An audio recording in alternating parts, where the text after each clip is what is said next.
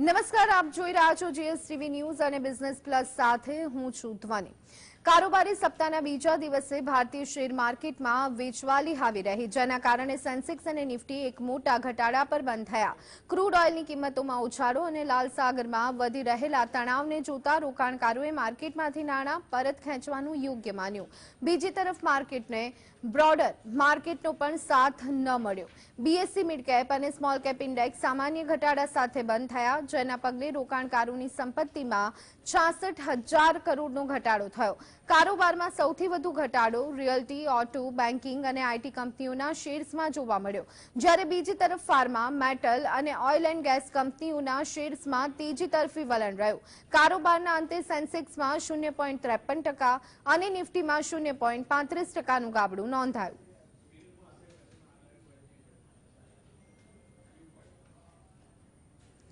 અને હવે વાત કરીએ સેન્સેક્સ તો સેન્સેક્સમાં આજે 379.46 પોઈન્ટના ઘટાડા સાથે 71,892 પોઈન્ટ 48 પર સેન્સેક્સ બંધ રહ્યો હતો।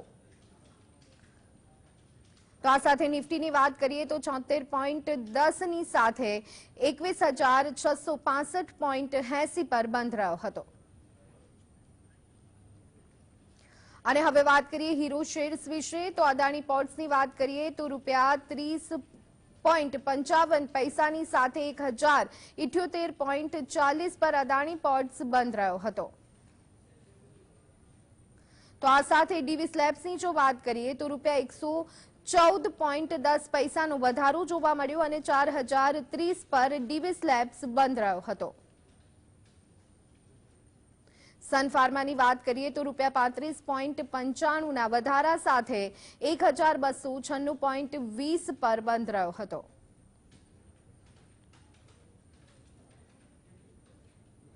તો આ સાથે કોલ ઇન્ડિયાની જો વાત કરીએ તો તેમાં ₹10.85નો વધારો થયો હતો અને 392.65 પર બંધ રહ્યો હતો। આઈસર મોટર્સ હવે ઝીરો શેર્સની વાત કરવામાં આવે તો આઈસર મોટર્સમાં ₹145.85નો ઘટાડો જોવા મળ્યો, 3,892.50 પર બંધ રહ્યો હતો।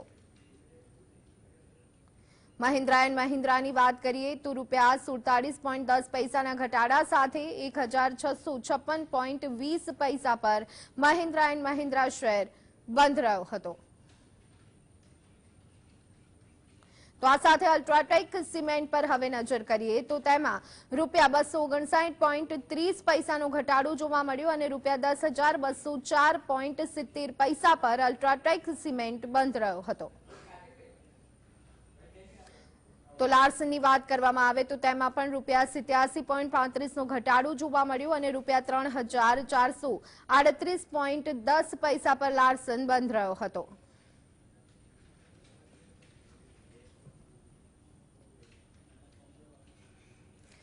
તો માર્કેટના કારોબાર અંગે ચર્ચા કરવા માટે આપણી સાથે જોડાયા છે SEBI registered market expert Poojaben Thakar. Poojaben, આપનું સ્વાગત છે। પૂજાબેન, વર્ષ 2024ની શરૂઆતથી માર્કેટમાં ક્યાંક ને ક્યાંક નરમાશભર્યો માહોલ જોવા મળી રહ્યો છે। સપ્તાહના બીજા દિવસે પણ માર્કેટમાં વેચવાલી ફરી વળી અને જેના પગલે સેન્સેક્સ અને નિફ્ટી ઘટ્યા મથાળે બંધ આવ્યા। શું કહેશો માર્કેટની આ મૂવમેન્ટ અંગે? ના, માર્કેટની મુવમેન્ટ તમે ઓવરઓલ જુઓ તો પોઝિટિવ જ છે હજી પણ। અને જો ઉપરના લેવલથી તમે જુઓ તો નિફ્ટીનો અત્યારનો જે ઓલ ટાઈમ હાઈ છે, છેલ્લા 3 દિવસથી ત્યાં હાઈ બનાવી અને પાછો આવે છે। ઉપરનામાં તમે જુઓ તો 21,801 છે, ત્યાંથી પાછું આવે છે। ગઈકાલે પણ તમે જુઓ તો 834નો હાઈ હતો, જે અત્યારનો ઓલ ટાઈમ હાઈ છે, ત્યાંથી અત્યારે પાછો આવે છે। એટલે એક રેન્જ બાઉન્ડ તમે કહી શકો। એ રીતે જ હું જો નીચેનું માર્કેટ જોઉં તો 3 દિવસ પહેલા એનો લો જે જુઓ તો 21,678નો હતો। ગઈકાલનો તમે લો જુઓ તો પણ એ 21,680નો હતો, એટલે કે ક્યાંક 678-680 પાસે એક સપોર્ટ છે અને ઉપરનામાં જુઓ તો 830 પાસે એક રેઝિસ્ટન્સ છે। તો આ 200 પોઈન્ટની અંદર અત્યારે બજાર તમને અથડાતું જોવા મળી રહ્યું છે। જી બિલકુલ પૂજાબેન, આપણી સાથે કોલર મિત્ર રોહાનભાઈ જોડાઈ ગયા છે। રોહાન, આપનો પ્રશ્ન જણાવો। હા, મેં આજે ધાનપુર સુગર બાય કર્યા છે, તો શોર્ટ ટર્મ ટાર્ગેટ આપશો અને આપણે એચડીએફસી બેંકમાં કરંટ લેવલ ઉપર પ્રોફિટ બુક કરી લેવું કે હજી પણ હોલ્ડ કરવું? સુગરમાં કયો સ્ટોક કીધો આપે? ફરી એક વખત આપનો પ્રશ્ન જણાવશો રોહાનભાઈ? હા, મેં ધાનપુર સુગર આજે બાય કર્યા છે, તો એનો શોર્ટ ટર્મ ટાર્ગેટ જોઈએ છે. અને સેકન્ડ HDFC બેંકમાં કરંટ લેવલ પર પ્રોફિટ બુક કરવો કે પછી હોલ્ડ કરવો? હજી પણ જી, પહેલા જો હું HDFC બેંકની વાત કરું તો HDFC બેંકનો ચાર્ટ હજી પણ મને પોઝિટિવ લાગે છે, સારી સ્ટ્રેન્થ અને સારા મોમેન્ટમ સાથે હજી પણ એ એક ઉપર પોઝિટિવ ટ્રેન્ડમાં છે. એની એવરેજીસ પણ જો હું વાત કરું તો એની અત્યારની જે એવરેજીસ છે એમાં એ 10 દિવસની જે એની એવરેજ છે 1686 ની છે. 1686 ઉપર એક સપોર્ટ લઈ અને અત્યારે આજનો બંધ 1699 નો આવ્યો છે. એ પ્રમાણે મને ખૂબ જ પોઝિટિવ લાગે છે. મને એવું લાગે છે કે તમારે આમાં પ્રોફિટ બુકિંગ ન કરવો જોઈએ અને તમારે રાખવી જોઈએ એવું મને લાગી રહ્યું છે. ઉપરનામાં મને લાગે છે કે આમાં તમને 1800 ઉપરનો ભાવ પણ જોવા મળી શકે એમ છે. અને ઓવરઓલ અત્યારે તમે જુઓ તો જે તે માર્કેટ ઉપર છે એ પ્રમાણે મને બેન્કિંગ સેક્ટર પણ ઘણું પોઝિટિવ લાગે છે. તો HDFC બેંકમાં તમારે પ્રોફિટ બુકિંગ માટે ઉતાવળ ન કરવી જોઈએ. ધાનપુર સુગરની જો હું વાત કરું તો એનો ચાર્ટ મને વાંધો નથી લાગતો, એટલો અટ્રેક્ટિવ નથી પણ પોઝિટિવ ડેફિનેટલી હું કહી શકું. એની RSI 57 ની છે, એટલે કે 50 ની ઉપર RSI છે, એટલે કે ચાર્ટમાં થોડી ઘણી મજબૂતાઈ તો છે જ, પરંતુ 2 દિવસથી જે થોડી ઘણી નેગેટિવિટી તમને ઉપરના લેવલથી જોવા મળી છે તો એ પ્રમાણે થોડુંક સામાન્ય વાંધો થોડુંક નેગેટિવ છે, પણ એ બહુ વાંધો નથી લાગતો. મને લાગે છે કે તમારે ધાનપુર સુગરને હજી પણ પકડી રાખવું જોઈએ. એની જે 200 દિવસની મૂવિંગ એવરેજ છે એ 261 ની છે, એટલે 261 ઉપર જો એ જાય તો જ એ નેગેટિવ થાય છે. તો આજનો બંધ જે 265-70 ના આવ્યો છે તો તમે 261 ના સ્ટોપ લોસ થી તમારે મને લાગે છે કે આમાં ઊભું રહેવું જોઈએ. અને કોલર મિત્ર ભરત આપણી સાથે જોડાઈ ગયા છે. જે ભરત, આપનો પ્રશ્ન જણાવો. મેં 500 શેર ગુજરાત એપોલો ઇન્ડસ્ટ્રીઝના 230 રૂપિયે ખરીદેલા છે. શું મારે આ શેર હવે રાખવા જોઈએ કે વેચી દેવા જોઈએ? જી, ગુજરાત એપોલોનો ચાર્ટ હું જોઉં તો મને ચાર્ટ ખૂબ જ પોઝિટિવ લાગે છે. ઇનફેક્ટ બહુ ખૂબ જ અટ્રેક્ટિવ ચાર્ટ છે. હા, એક દિવસ પોઝિટિવ, એક દિવસ નેગેટિવ, એવી છેલ્લા 3-4 દિવસમાં જે મોમેન્ટ બની છે, પણ ઓવરઓલ એનો ટ્રેન્ડ હું જોઉં તો એ પોઝિટિવ છે. એનું જે એક સુપર ટ્રેન્ડ ઇન્ડિકેટર જે આવે છે ટેકનિકલીમાં, એમાં જો હું એનું લેવલ જોઉં તો એ લેવલ હતું 231, એટલે એ ઇન્ડિકેટરમાં, સુપર ટ્રેન્ડ ઇન્ડિકેટરમાં એને 231 ના લેવલથી બ્રેકઆઉટ લીધું છે. અને બ્રેકઆઉટ પછી ખૂબ સારી મોમેન્ટ આપણે ઓલરેડી જોઈ ચૂક્યા છે. તો મને લાગે છે કે આજની જે માઇનસ એમાં જે તમને થોડું ઘણું 3% નેગેટિવિટી જોવા મળી છે, પણ તમારે ચિંતાનો વિષય નથી. મને લાગે છે કે આમાં તમારે ઊભા રહેવું જોઈએ. ચાર્ટમાં ખૂબ જ સારી સ્ટ્રેન્થ પણ બતાવી રહ્યું છે અને એક સારી મોમેન્ટ પણ એમાં બંધાઈ છે. તો એ પ્રમાણે મને લાગે છે કે આ ચાર્ટ ડેફિનેટલી પોઝિટિવ છે. અને ઉપરનામાં મને લાગે છે કે આ 288, અને જો 288 ઉપર ટકે તો તમને 300 સુધીનો ભાવ પણ આમાં મિડ ટર્મ ટુ લોંગ ટર્મમાં જોવા મળી શકે એમ છે. તો ડેફિનેટલી આ ચાર્ટમાં તમારે હોલ્ડ રાખવો જોઈએ. અને કોલર મિત્ર મહેન્દ્ર આપણી સાથે જોડાઈ ગયા છે. જી મહેન્દ્ર, આપનો પ્રશ્ન જણાવો. હા, ગુડ ઇવનિંગ મેડમ. મારા 2 પ્રશ્ન છે.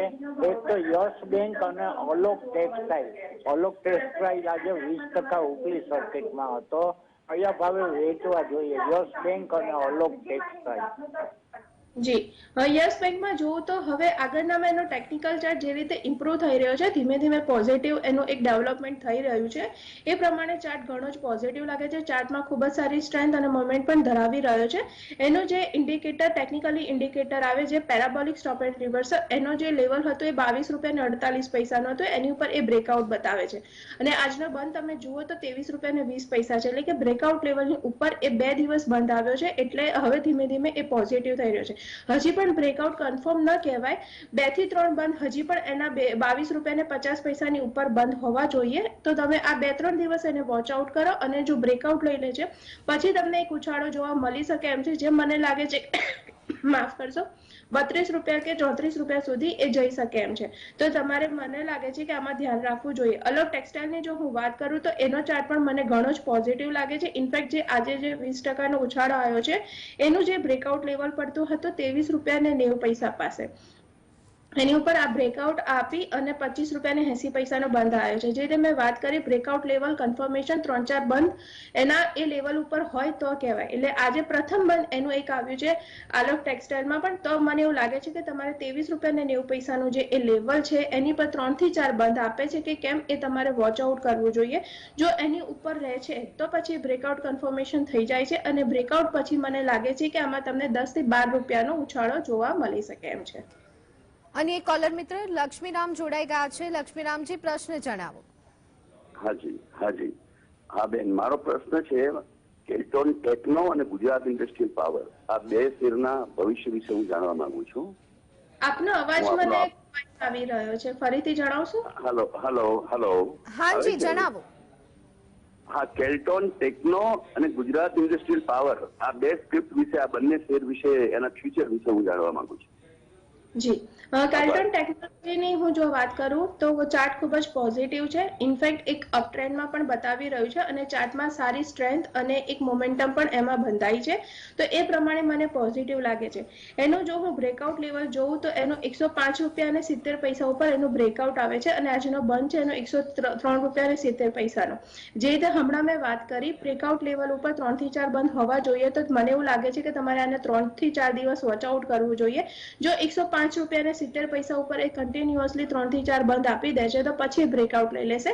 અને બ્રેકઆઉટ બાદ મને એવું લાગે છે કે આમાં તમને 128 અને જો 128 ઉપર સસ્ટેન થાય તો 144 નો ભાવ તમને મિડ ટર્મમાં જોવા મળી શકે એમ છે. તો ડેફિનેટલી તમે આને હોલ્ડ કરી શકો છો.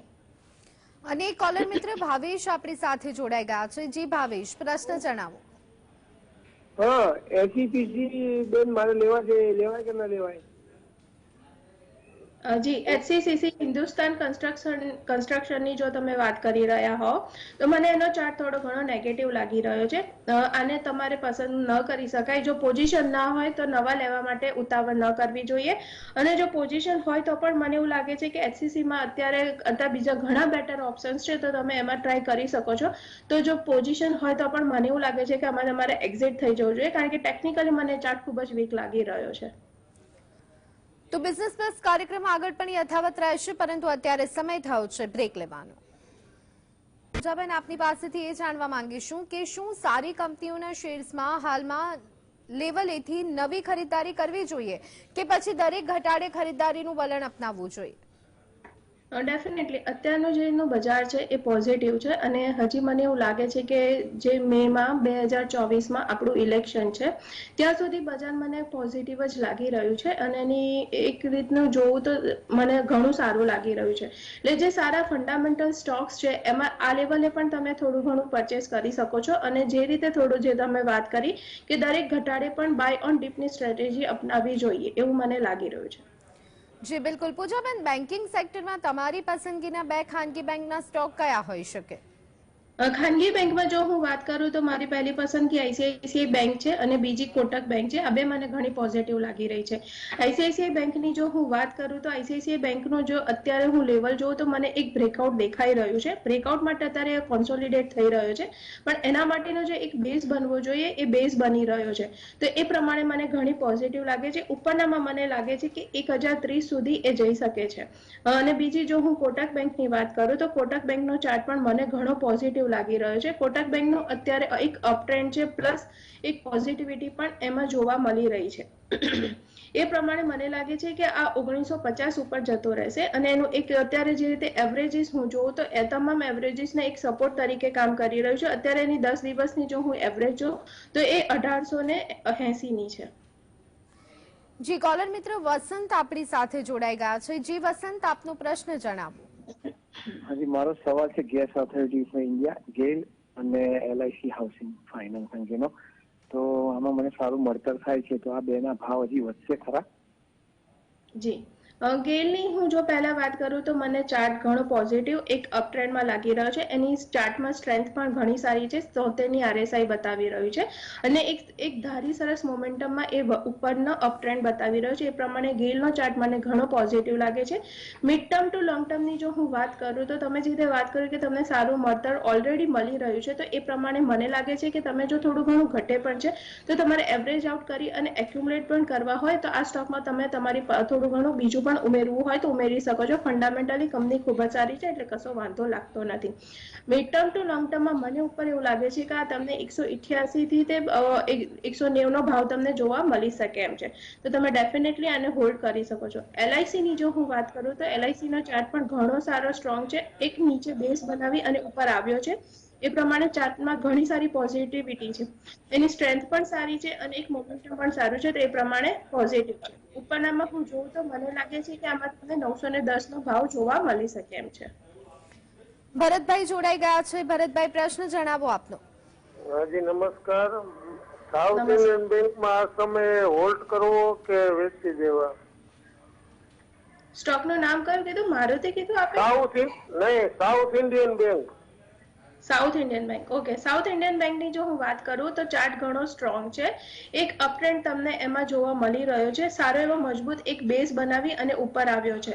અત્યારે હું એનું જો એક બ્રેકઆઉટ લેવલ જોઉં તો પણ એ બ્રેકઆઉટ લેવલ મને 27 રૂપિયા ને 60 પૈસા પાસે લાગે છે અને આજનો બંધ બી તમે જુઓ તો 27 રૂપિયાનો જ આવ્યો છે. એટલે કે 3 થી 4 બંધ જો 27 રૂપિયા ને 60 પૈસાની ઉપર રહે છે તો પછી એ ક્લિયરલી બ્રેકઆઉટ લેશે. એના પછી તમને એક ઉછાળો જોવા મળી શકે એમ છે, જે આગળના મોમેન્ટને લાગે છે કે તમને 40 રૂપિયા સુધીનો ભાવ પણ એમાં જોવા મળી શકે એમ છે. તો ડેફિનેટલી મને લાગે છે કે તમારે સાઉથ બેંકને હોલ્ડ કરવી જોઈએ. અને કોલર મિત્ર યોગેશભાઈ જોડાઈ ગયા છે. જી યોગેશભાઈ, પ્રશ્ન જણાવો. હેલો. હા યોગેશભાઈ. હા સર, મેડમ મારે છે ને BEL ભારત ઇલેક્ટ્રોનિક માં રોકાણ કરેલું છે 180 ના ભાવથી. તો છે ને 4 દિવસ પછી પાછો એ ઘટવાનું ચાલુ થયું છે. તો એમાં મારે શું કરવું જોઈએ, એ હવે શું કરવું જોઈએ એ કહેજો. અને બીજું ઓલેક્ટ્રામાં ઓલેક્ટ્રા ની નવી ખરીદી કરવી હોય તો ક્યાં ભાવેથી કરી શકાય એની મને પોઝિશન કહેજો. જી, પહેલા હું BEL ની વાત કરું તો BEL નો ચાર્ટ મને પોઝિટિવ જ લાગી રહ્યો છે. એક નીચેના લેવલથી 140 રૂપિયાથી તમે જુઓ તો કન્ટિન્યુઅસ એક અપ ટ્રેન્ડમાં છે. આજે જે રીતે 1.5% પડ્યો છે, પણ મને લાગતું નથી કે બહુ ચિંતાનો વિષય છે, કારણ કે હજી પણ ચાર્ટમાં એ ઘણો મજબૂત છે. એની સારી સ્ટ્રેન્થ 72 ની RSI બતાવી રહ્યો છે અને મોમેન્ટમ પણ ખૂબ જ સારી છે. એ પ્રમાણે પોઝિટિવ લાગી રહ્યો છે. થોડું ઘણું એક ધારું વધતો હોય તો ક્યાંક વચ્ચે એકાદ દિવસ જો તમને થોડું ઘણું કરેક્શન દેખાય તો એ હેલ્ધી કરેક્શન છે, એટલે ચિંતા કરવાનો મને વિષય લાગી નથી રહ્યો. ઉપરનામાં મને લાગે છે કે ઇનફેક્ટ આ 188 ઉપર અત્યારે શોર્ટ ટર્મ તમે કહી શકો છો, અને જો 188 ઉપર એ ટકે છે તો પછી એક બ્રેકઆઉટ તમે જોઈ શકો છો, જે મને લાગે છે કે 200 ની ઉપર જઈ શકે એમ છે. BEL ડિફેન્સ સેક્ટરમાં હોવાથી હવે આગળ જે તે ઇલેક્શન અને બજેટ ઇવેન્ટ્સ આવી રહી છે, તો એ પ્રમાણે આ ચાર્ટમાં ઘણું સારું એવું ડેવલપમેન્ટ પણ તમને જોવા મળશે, પોઝિટિવ ડેવલપમેન્ટ. તો એ પ્રમાણે મને લાગે છે કે તમારે BEL ને ડેફિનેટલી હોલ્ડ કરવો જોઈએ. જી બિલકુલ. પૂજાબેન, આવતીકાલે માર્કેટ કેવું રહેશે? સેન્સેક્સ, નિફ્ટી અને બેંક નિફ્ટી કયા લેવલે જોવા મળે તેવી શક્યતાઓ લાગી રહી છે? હું જો નિફ્ટીમાં જોઉં તો જે તમે હમણાં વાત કરી તમને કે નિફ્ટીનો મને એક સારો સપોર્ટ લાગી રહ્યો છે અને બજાર રેન્જ બાઉન્ડ જ લાગી રહ્યું છે, તો એ પ્રમાણે મને બહુ નેગેટિવિટી દેખાતી નથી. તો એ પ્રમાણે હું જોઉં તો નીચેનામાં હું જો લેવલ જોઉં તો મને લાગે છે કે 21,600 21,570 એક સપોર્ટ તરીકે કામ કરી શકે, અને ઉપરનામાં હું જોઉં તો અત્યારે મને 21,740 નો એક રેઝિસ્ટન્સ નડી શકે. આ રેન્જની અંદર તમને નિફ્ટી અથડાતી જોવા મળી શકે. એ જ રીતે હું જો બેંક નિફ્ટીની વાત કરું તો બેંક નિફ્ટી નિફ્ટીની કમ્પેરમાં ઘણું સારું પોટેન્શિયલ બતાવે છે અને પોઝિટિવ તો ડેફિનેટલી એ જ છે જ. તો એ પ્રમાણે હું જો એનું ઉપરનું લેવલ જોઉં તો આજનો જે હાઈ છે 48,223 એ રેઝિસ્ટન્સ તરીકે કામ કરે, અને નીચેનામાં હું જોઉં તો લો છે 47,690 નો એ સપોર્ટ તરીકે કામ કરી શકે. જી બિલકુલ. આપે આજે જે સ્ટોક્સ અંગે ચર્ચા કરી તેમાં આપનું કોઈ કંપનીમાં રોકાણ ખરું કે કેમ? ના, મારું કોઈ પર્સનલ હોલ્ડિંગ નથી કોઈ પણ સ્ટોકમાં, પણ મેં મારા ક્લાયન્ટને રેકમેન્ડ કર્યું હોઈ શકે અને ક્લાયન્ટની પોઝિશન હોઈ શકે. તો હું તમામ દર્શકોને કહીશ કે કોઈ પણ સ્ટોકમાં ઇન્વેસ્ટમેન્ટ કરતા પહેલા કે ટ્રેડિંગ કરતા પહેલા તમે તમારા પર્સનલ એડવાઇઝરની સલાહ ચોક્કસથી લેશો. જી બિલકુલ. પૂજાબેન, ધન્યવાદ આપ અમારી સાથે જોડાયા અને તમામ માહિતી આપી તે બદલ. તો દર્શક મિત્રો, હવે જાણીએ કે જ્યોતિષની દ્રષ્ટિએ આવતીકાલનું માર્કેટ કેવું રહેશે.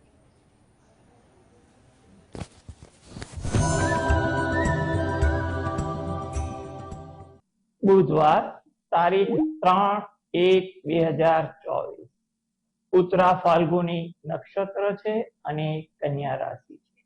બજારનો ઉદિત લગ્ન, ગ્રહ, નક્ષત્ર, યોગ, હોરા વગેરે જેવી બાબતોને આધારે જ્યોતિષ સંભાવના તેજી તરફીની લાગી રહી છે. બજાર સમય બપોરે 1 વાગ્યા સુધી બજારમાં થોડુંક નકારાત્મક વલણ કે ધીમું વલણ પણ જોવા મળી શકે છે. Government sector, bank, computer, communication, IT જેવા સેક્ટરમાં મૂવમેન્ટ થોડીક વધુ આવે એવું બને. ગોલ્ડ અને સિલ્વર પણ વધુ પ્રભાવિત થાય. રાત્રે 8 થી 9 દરમિયાન બજારમાં ઉછાળાની સંભાવના વધુ દેખાઈ રહી છે. એગ્રો કોમોડિટીમાં જોવા જઈએ તો મેન્થા, મગ, એલચી, ધાણા, જીરા જેવી વસ્તુ વધુ પ્રભાવિત થાય, મુવમેન્ટ વધુ દેખાય તેવું બનવા જોગ છે. બજારમાં બપોરે 2 થી 3 દરમિયાન બજાર થોડું સુસ્ત બને પછી ટ્રેન્ડ બદલાતા જોવા મળે તેવી પણ જ્યોતિષીય ધારણા લાગી